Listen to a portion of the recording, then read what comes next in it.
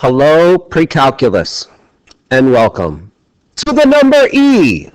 That's right, we're in section 4 of chapter 5, and the title of it is The Number E. And you're like, what? The number E? How about the letter E? And I'm like, no, how about the number E?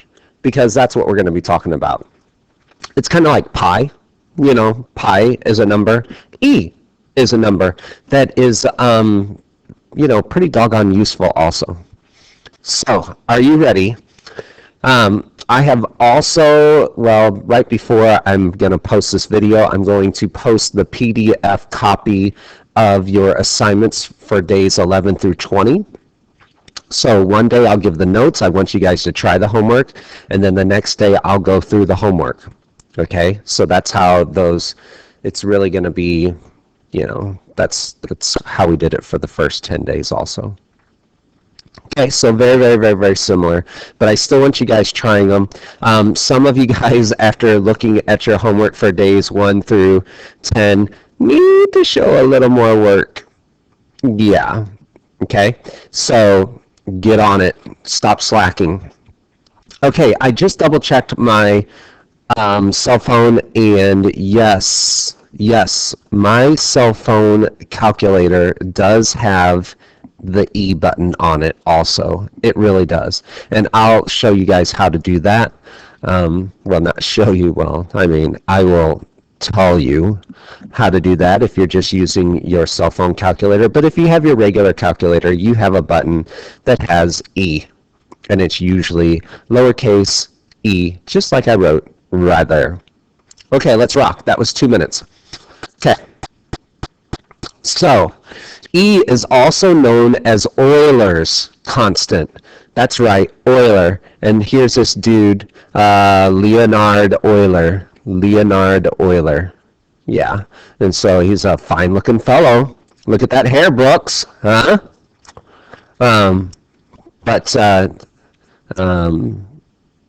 He was a smart dude. And he came up, he did some observations in math, and he came up with his number. Here's how he presented E.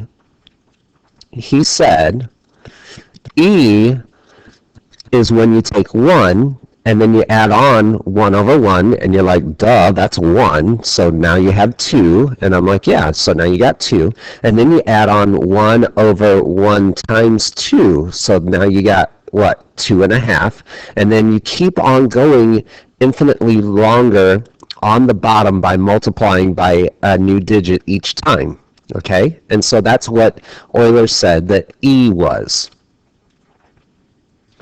In a calculator, you can just do e to the first.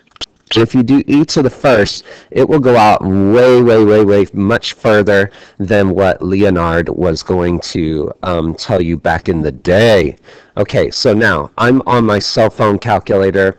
I'm turning it sideways. I'm going to put in the number 1, and then I'm going to press the E button. Okay, so that's how it's a little backwards. You have to push in 1 first and then E. Now, if you're doing your regular calculator at home, you would just do e to the first. Okay? And so you know that equation that he had on this slide before? Not really an equation. This guy right here, all of this is about that. Okay? In fact, this is a little more accurate, obviously, than the way that Leonhard had it. Leonhard Euler. I think he was, I don't know what nationality he was. Leonhard Euler. Let's see. He might even talk. Hello, I am Leonhard Euler. Oh, he doesn't say where he's from. Interesting. Okay. So, there you are, and there you have it with that. So, E is 2.718, okay? And believe me, there are very annoying songs about the number E, and if you were in class, you would have been greeted by them every day for like the next 4 days. Okay, so then later on, a Scottishman named John Napier, he came up with another formula for how to get the number e. Here's what he said. He said e can be approximated by taking a function of 1 plus 1 over n to the n, and that was what he said e's approximation was. And if you try plugging in 10 or 100 or 1,000 or 10,000, you're going to get so doggone close. Hang on. Oh, you know what button I don't have up here? I don't have the one where I can pin the, that.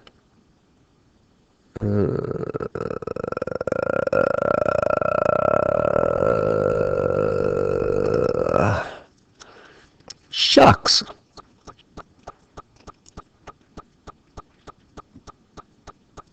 Hang on. Hang on a second. I don't know if this is recording what you guys... I don't know if you guys see it. I'm looking for the one that's like a tack.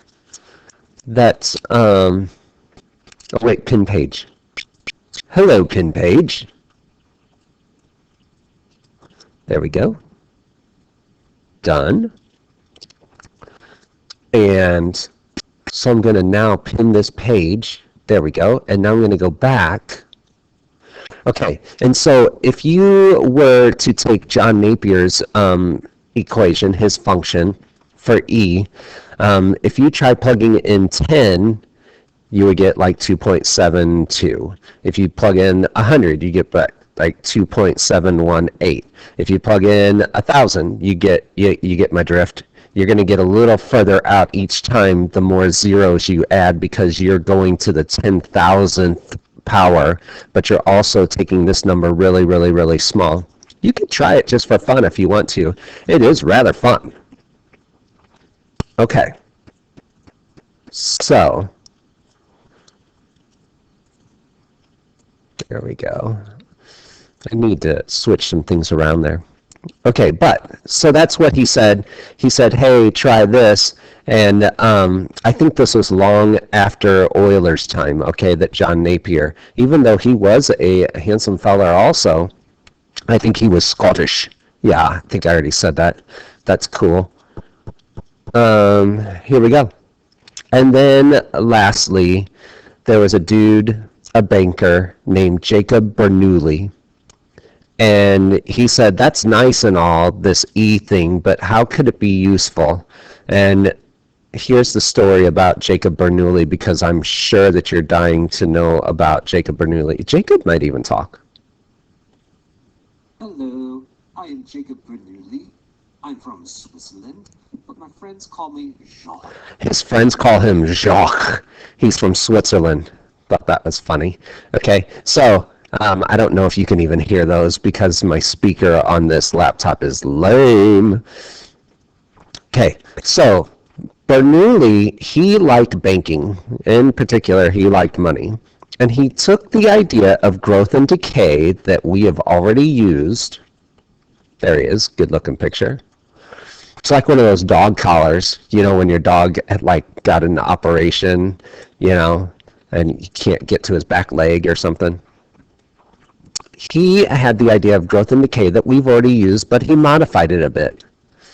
Here's what we've used so far. Okay, we've already used this formula. Here's what he came up with. So he used, when he was talking about money, you can compound money, or in other words, reinvest it.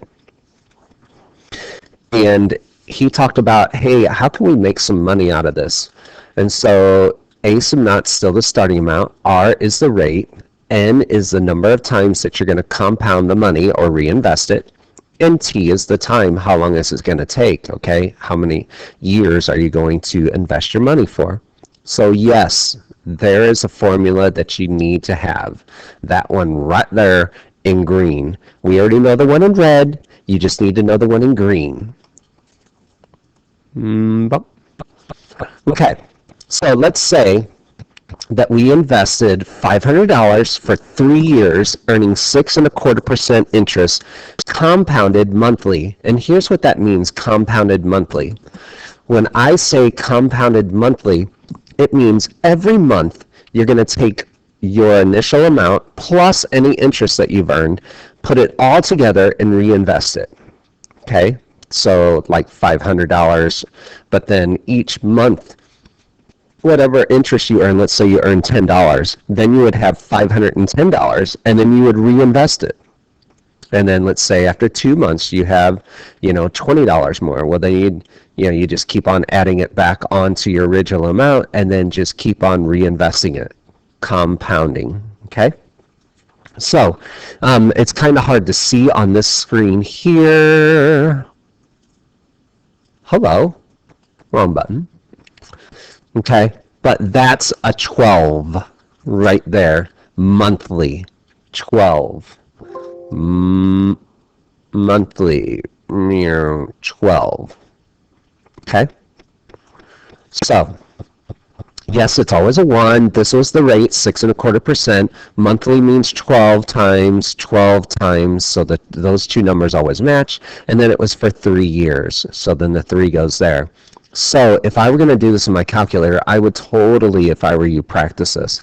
You would take this divided by 12, add 1, and then take it to the 36th power, and then hit equals, and then multiply it by 500.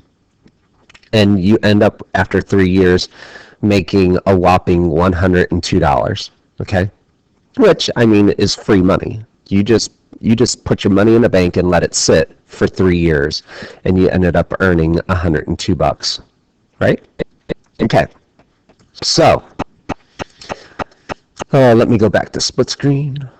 So you know how I said monthly was 12? Here are the ways that money usually is compounded.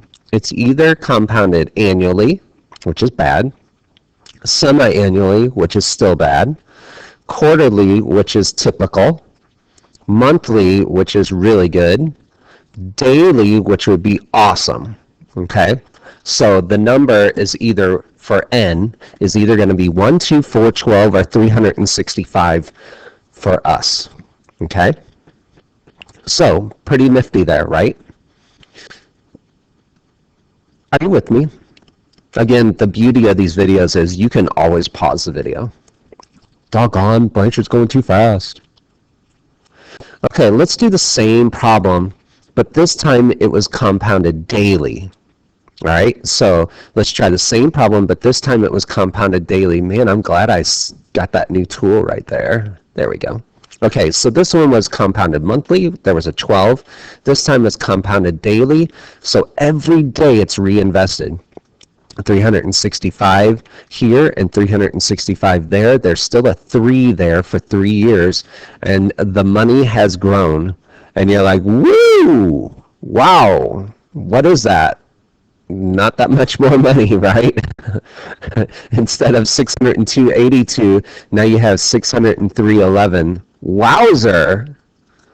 Okay, so investing something daily versus monthly is obviously you're going to make more money, but in the scheme of things, if you're looking at, like Brooks's savings account, that's not that much more money at all. Okay? Don't worry, we're getting to something. Don't you worry.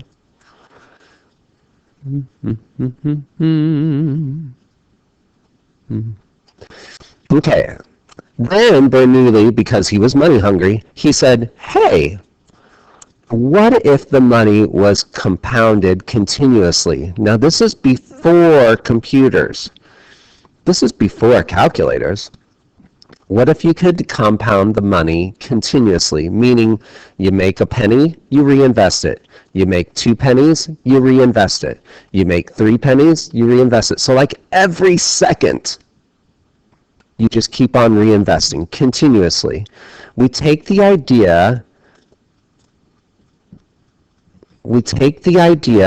of, hang on, I got to pause this because I just got a text from a teacher. Sorry, I am back. Okay, so he said, hey, what if I took this idea of E and compounding really close to daily, but now we're just going to compound like every second. And we already know what he thought the value of E should look like. And he came up with the idea of PERT. Okay, and so he tried this. Just think about this. Back in the day, they didn't have a lot to do, right? And so he was just messing around with numbers. And he said, theoretically, this should work. Compounding money continuously, even though they had no way, even though he had no way of compounding continuously, he came up with this idea of PERT, taking the principal, multiplying it by e to the RT. By e to the RT. So remember, his value of e is right over here, okay? But now e is a value that's in our calculator, all right? So he came up with this, and here's how it works. Click.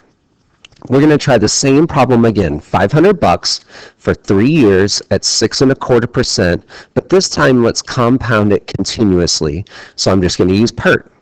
The principal amount's 500. The rate is 0.0625, and the years are 3. The time is 3. And oh my goodness, that's $603.12. And you're thinking, whoa, I think we just picked up, yep, we just picked up a penny. Wowzer, that's just great. Okay, it is definitely more money. Okay, not much, a whopping penny. Woo! Why are you showing this to us, Blanchard?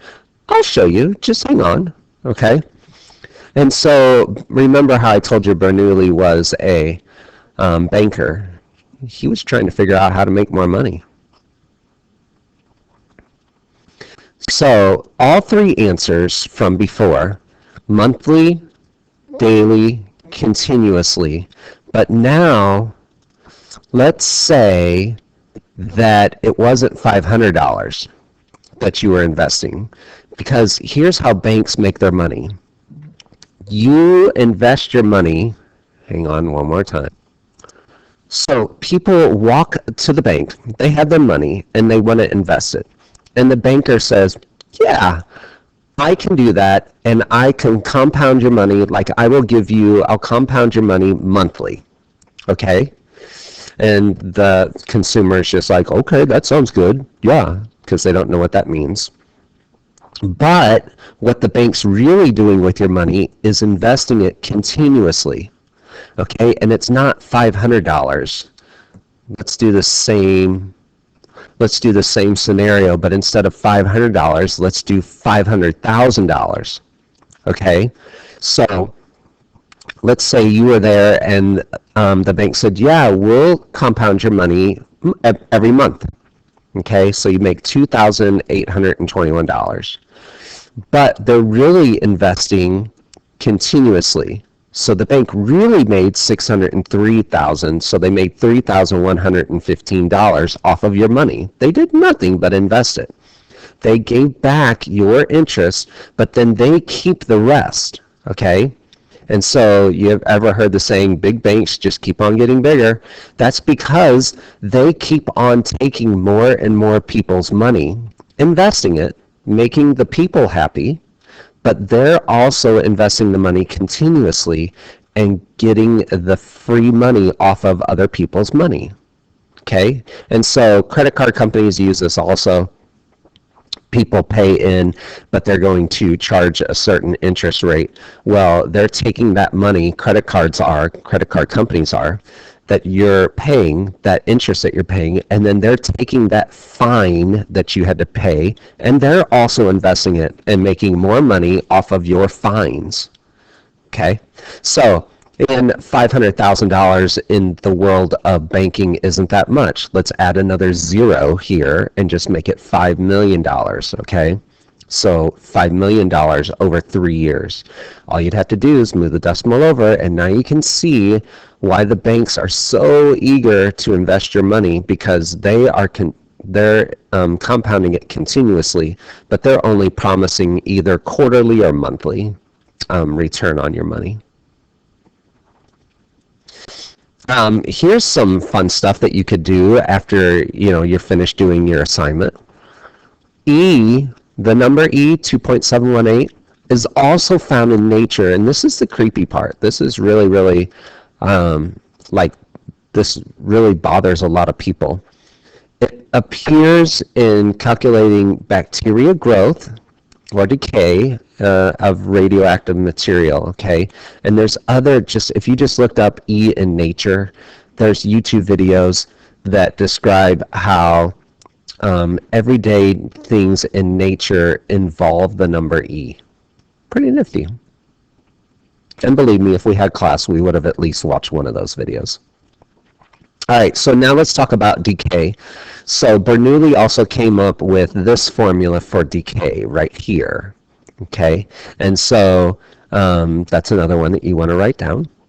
So let's talk about radon gas. It's radioactive and it has a decay constant of 0.181 atoms per day.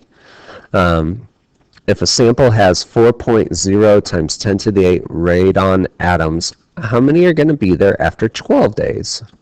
Okay, so there you are. It's a minus because it's decay. And you could try that in your calculator if you wanted to. Go ahead and see if you got the same number that I did.